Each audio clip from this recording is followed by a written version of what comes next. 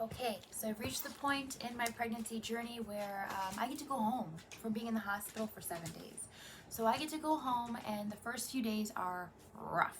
They are very, very rough. I thought I was going to end up back in the hospital. I was still very swollen. I was experiencing all kinds of these crazy symptoms, and it was just hard. It was really hard, and I'm still have the all the excess fluid, so I can't really do much. I get some sleep, I eat, I spend time with my family, and now it's time to see the specialist. It's only been about 3 or 4 days since I've left the hospital.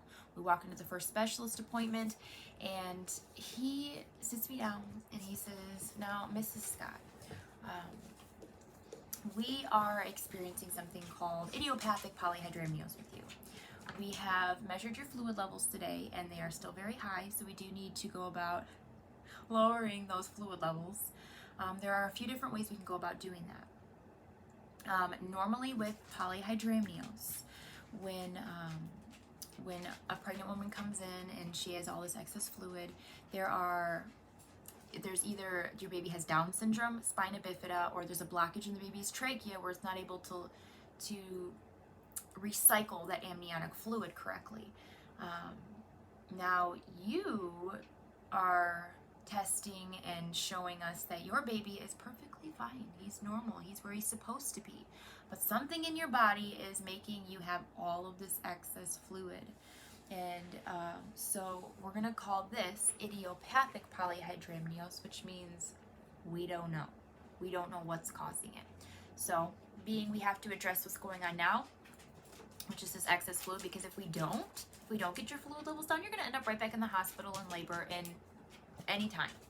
Okay, he said, picture a dam, okay, and it springs a leak. You plug that leak, you plug the next one, it keeps springing leaks until finally the dam breaks and there's a flood. Okay, when you were in the hospital, I was expecting that, because that's what happens with women with polyhydramnios. When their water breaks, you have a flood of fluid, and I mean the floor beneath you knows, because there's so much. You flood it. You flood the place. That didn't happen with you, so we don't want that to happen with you.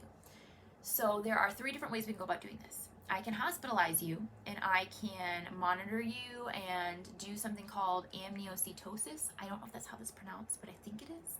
And what that is we take a needle and we draw out amniotic fluid, and it lessens the amniotic fluid temporarily for about 24 to 48 hours. So we would have to hospitalize you, keep you monitored, and I am completely prepared to hospitalize you for weeks, if not months, to prolong your pregnancy as long as we can till we get a handle on things.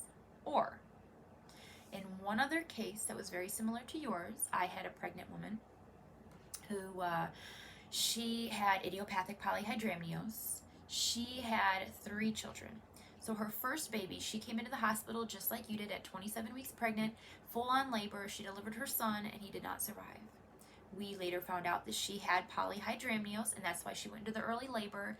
And even though her son didn't make it, we knew then that she had polyhydramnios. And it came on very quickly. Again, very similar to your case. Now, there are 2 other cases with the same woman. She got pregnant 2 more times. She was ready for this at this time. She knew, okay, I could have polyhydramnios with these next 2. I'm going to be prepared. So the next 2 pregnancies, she did have polyhydramnios. We caught it early. I put her on something called Indocin. Indocin is used to treat people with arthritis and swelling and pain like that.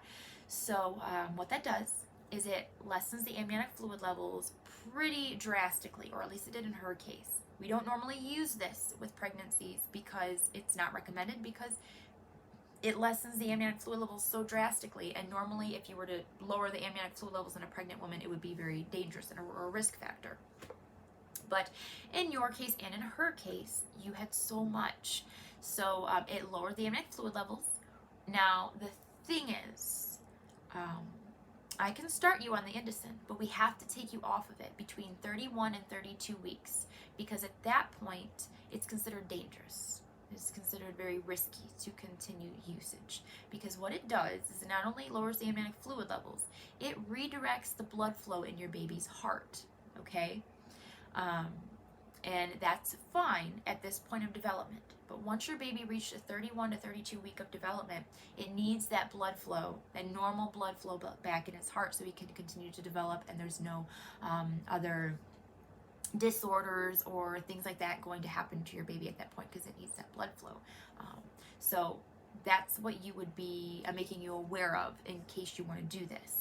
If you want to do this as well, you're going to have to sign all these papers and these waivers saying you're aware that it's more experimental and it's not really recommended, and that you are letting me, as your specialist, as your doctor now, take the reins and do what I think is medically necessary, because you want to deliver your baby, but you don't want to deliver him now. And he said, but when that happens, when you take the Indocin, once we reach 31 to 32 weeks, depending on how your results are, if it lowers your amniotic fluid levels and stuff, then we have to take you off. Your fluid levels will go up within 24 to 48 hours, and you will be delivering your son by 32 weeks. He will still be premature, but he'll be more developed, he'll be ready, and you'll be ready. And, okay. I was like, okay. I'm taking this information like, okay, we have a game plan, we have a chance at this. And he said, your baby is more likely to survive as well. 32 weeks on up, their survival rate goes way, way, way high. Right now, his survival rate is pretty low. Like, okay, well, let's do it. Let's do it. So he puts me on Indocin, and I still see my specialist. I see my specialist once a week, and I see my OBGYN once a week. Usually their appointments, one follows the other. So the specialist first, then the OBGYN, or vice versa, okay? And I am seeing the OBGYN that I saw in the beginning. There was a little hiccup in there after the hospital when I decided to go with a different doctor because I thought he would handle it better. And he was kind of like in cahoots with my specialist, but that ended up not being a good route. It was a bad decision. That doctor was not capable. I felt like it was just a bad decision. So I went back to my normal OBGYN. My appointments with him were very quick. I was like in and out because he just referred to the specialist's notes. He said everything's all right there. And my first time seeing him after being at the hospital all that time and with that for those 7 days, he almost seemed like he was embarrassed, and he seemed like now he was like, okay, I got this. I know what's going on. I'm not going to let this pregnancy get out of hand again. So he seemed to have a better grip on things because he was kind of forced to at this point. And for insurance reasons, he has to still see me and put it in the my records and stuff that he saw me, measured this, that, blood pressure, all that stuff. So they're kind of in cahoots now, my specialist and my doctor. Between week 28 and a half, and week 31 and a half, I was taking this Indocin, and about 3 weeks in, I was lessening my dosage. So I lessened my dosage every day until I stopped it completely at 31 and a half weeks, and we had planned for that. In that time frame, me and my husband were preparing our home, our family for the arrival of my son, premature, preparing mentally, spiritually, physically, all that stuff to have a baby as soon as I take myself off this Indocin. So, with that being said, they're still doing the second level ultrasounds. Now, I get about 24 to 27 of these second level ultrasounds with my whole pregnancy, and these ultrasounds are $5,000 to $10,000 a piece. That's not including all of the tests, the hospital stays, all that stuff.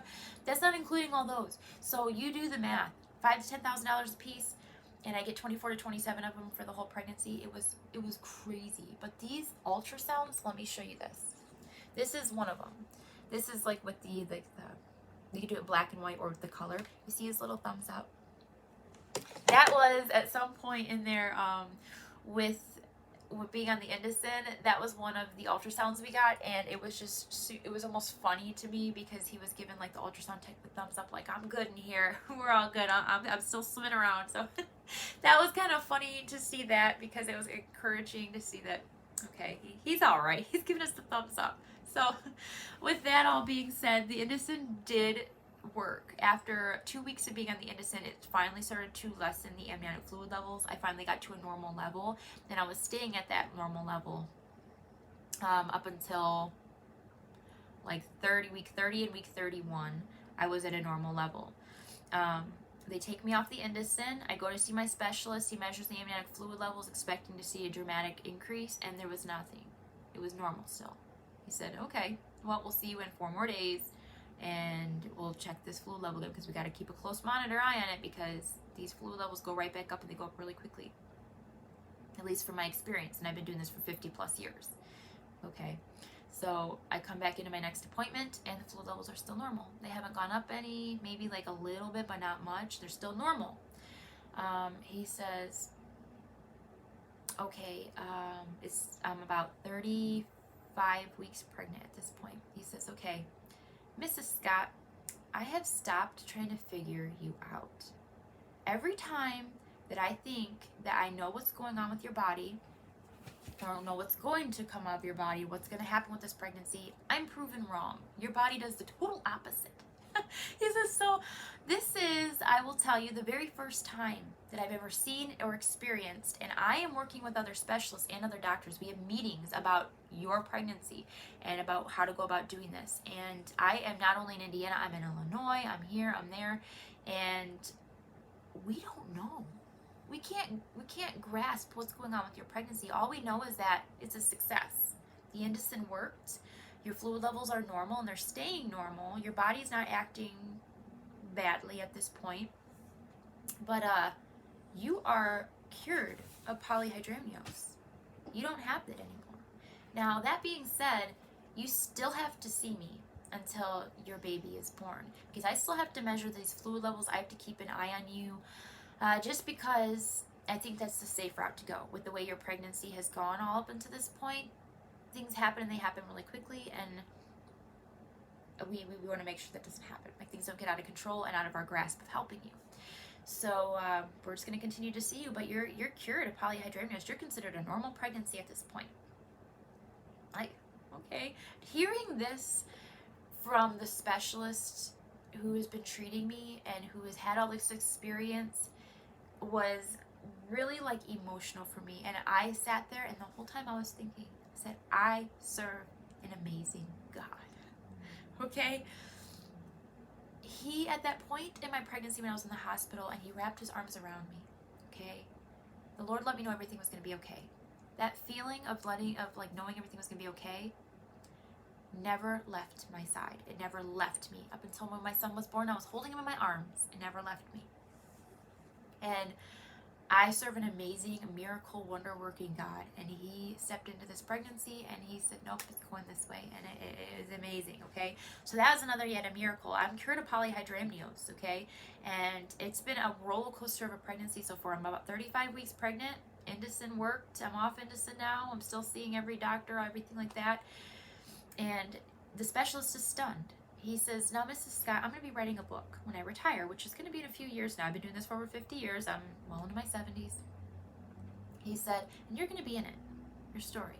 It's going to be about high-risk pregnancies, about things I've experienced, things I would recommend, and my story of being a specialist all these years. And your story is going to be in it because it's the first one I've ever heard about and that I've ever experienced. Your exact story. Like, polyhydramnios is one thing. You had idiopathic polyhydramnios. Okay, I've heard of that. But then you have the Indocin, and your fluid levels don't go back up. This is the first time. And he said, I would really advise you to tell your story. Whether you write a book, you make videos on it, you tell your neighbor. Tell people about your story, because it will encourage them. Because as you know, there's little to no information about it, because I'm sure you've gone home and done your research, and you can't find anything, right? It's just a guessing game. It's a waiting game. So go out and tell people, because I'm going to do the same. And I said, okay, I'll be sure to do that. And that's what these videos are for. And there's going to be many more videos on it, because I still feel like more people need to know. And I've already been able to reach so many people through these videos, and it's been amazing. And just telling my story to other pregnant people I meet randomly. But aside from that, I make it to 35 weeks. Now it is time to see my OBGYN. I'm kind of more focused on those appointments, and I go in to see him. And he tells me that he's going on vacation with his family in a couple of weeks. So during my between week 37 and week 38, or 38 and a half, he's going to be on vacation and he won't be there. So he said, please just hold your baby in if you can. I know this pregnancy's been crazy, so why not just ask for another miracle? He said, hold that baby in, because I know you want me to be here to deliver your baby. And don't worry, if you do go into labor, you just come into this hospital, you will deliver a wonderful baby. I'm sure of that. You'll see good doctors. He said, and they're going to be aware of how crazy your pregnancy has been, all the things that have happened. So don't fret on it too much. I'll be back in a week, and hopefully you still got that baby in there. Like, okay. One thing I have to point out is between week 34 and week 39, okay, I go to the hospital twice because I'm leaking fluid. I don't know what that fluid is, but while I'm there, one of the nurses ends up telling me, she worked at a Chicago hospital for many, many years with high-risk pregnancies, and she saw a lot of polyhydramnios with these women. And she informed me that a lot of the times, people who had polyhydramnios they have pockets, little bubbles of amniotic fluid, and those can pop at any time with all the pressure and all the baby growing and developing, and that is you leaking amniotic fluid, but it's not your main sac around your baby, the amniotic fluid sacs around your baby popping or bursting, but it can be a little bit of a scare because it's little pockets of amniotic fluid bursting and you're leaking, you test positive, things like that. She said, but being you don't have polyhydramnios anymore, you're leaking. I'm not sure, but it's not amniotic fluid from what we're testing. Like, okay, that's another little scare, you know. I'm still feeling like, okay, I'm ready to give birth. I'm huge at this point. I'm 30, you know, my late trimesters. So 39 weeks come, I make it. I make it to 39 weeks, and at this point I'm swelling. I feel like something's brewing. I don't feel quite right, okay? I'm swelling. I feel like I'm just, something's not right, okay? That feeling again is coming around. Going to my doctor's appointment, and I'm very dizzy. My blood pressure is sky high, and normally it's really low, so I get like real dizzy and like faintish when my blood pressure gets up and my heart rate goes up. So I go in and I make him aware. I'm like, look, I don't feel right. I feel like dizzy. I feel like something's not right. Very swollen. He checks my ankles. He presses on my ankles, and it stays indented for about like 30 seconds. And he goes, yeah, okay. Your blood pressure is pretty high. You're contracting. So I'm gonna call the specialist. He calls the specialist. Now, granted, I have a specialist appointment after this. I'm supposed to go see him again.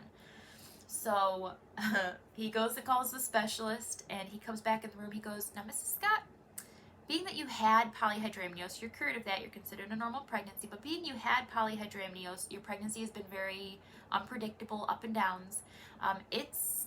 The ball's in my court. It is up to me. It's my decision. If you want to be induced today, I can do that for you.